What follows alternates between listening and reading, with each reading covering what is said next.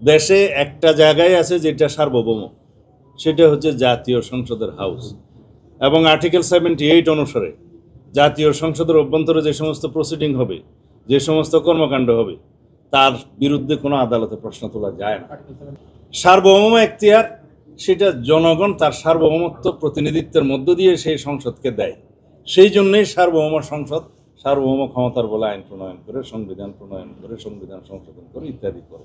সুতরাং আর কোনো হাউস, আর কোনো বডি রাষ্ট্রের মধ্যে কিন্তু সার্বভৌম নয়। এই প্রশ্ন আশা করে আর কখনো করব।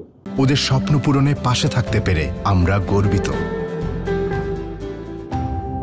সাকসেসর পার্লামেন্টকে আগের পার্লামেন্ট কখনো বাধ্যতামূলকভাবে কিছু করার জন্য বলতে পারে না, বিধান করতে পারে না, বা পাওয়ার কার্টেল করতে পারে না।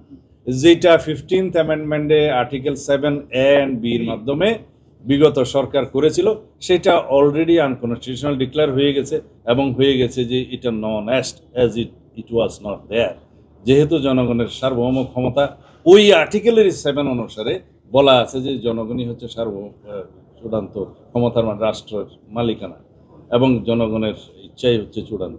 সুতরাং সেই ইচ্ছাকে বাইন্ডিং করে দেয়া হলো পরবর্তী পার্লামেন্টের জন্য, যাতে সারা কিছু কিছু বিষয় 1/3 অফ দি কনস্টিটিউশন যাতে অ্যামেন্ড না করতে পারে। সেটা নাল অ্যান্ড ভয়েড হয়ে গেছে, আনকনস্টিটিউশনাল হয়ে গেছে। এটা হচ্ছে অ্যান্সার। সেকেন্ড অ্যান্সার হচ্ছে যে জনরায় পার্লামেন্টের উপরে ইম্পোজ করতে পারে কিনা। জনরায় হচ্ছে চূড়ান্ত, এবং সেই জনরায়ের মাধ্যমে জনগণই বলবে যে আমরা এই সংস্কারগুলো চাই। এটা ইম্পোজ করা নয়, সেটা জনগণ তাদেরকে রায় দেয়া যে জনগণ এটা চায়। কিন্তু পার্লামেন্টে আসার পরে সেই পার্লামেন্ট আর কোনো বিধান এমন করতে পারবে না যে পরবর্তী পার্লামেন্ট এই করতে পারবে না, সেই বিধান করতে পারবে না। জনরায়ের প্রেক্ষিতে রেফারেন্ডামে যে রায় আসবে সেটা সমস্ত সংসদ সদস্য মানতে বাধ্য। হলফনামার দরকার নাই তো। রেফারেন্ডামটা কেন হচ্ছে?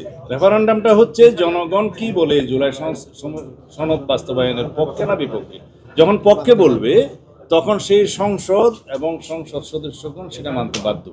হ্যাঁ, পরবর্তী পার্লামেন্টের কোনো অধিকার সেই সংসদ আবার খর্ব করতে পারবে না, এটা অন্য জিনিস। এটা আর্টিকেল 7 তো আমি 3-4 বার বলেছি যে জনগণ হচ্ছে রাষ্ট্রের মালিকানা, এবং supremacy of the constitution article 7-এ বলা আছে। সুতরাং এই জনগণের যে সার্বভৌম এখতিয়ার এবং অধিকার তারা প্রতিনিধির মাধ্যমে দিচ্ছে, তাদের রায়টা দিচ্ছে, সেই প্রতিনিধিগণ সেটা মানতে পারবে। পার্লামেন্টের নির্বাচিত হওয়ার পরে সেই পার্লামেন্ট পরবর্তী পার্লামেন্টের অধিকারকে কার্টেল করতে পারে না।